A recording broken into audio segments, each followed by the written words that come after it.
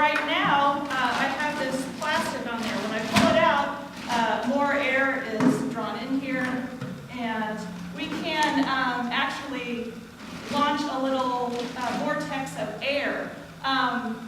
So let's see, let's put a cup right here, and we'll see if I can actually do it. Some days are better than other days with my aim.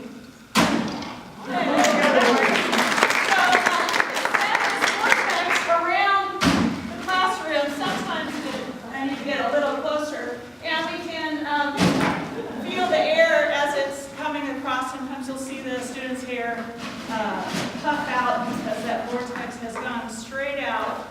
And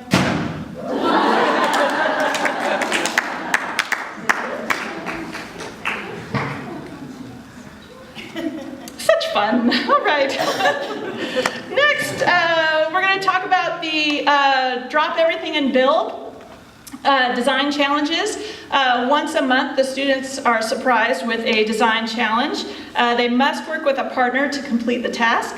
Past challenges have included creating the tallest structure, the longest cantilever, best catapult, and best zip line carriage. I'm often amazed at the increasing creativity, high quality thought, and improving design skill that the students are demonstrating as we move through the year. I love science, if you can't tell, and I love seeing the spark of, wow, what was that? Or I didn't realize that. It's fun to see the students make the connections that they didn't make in the past.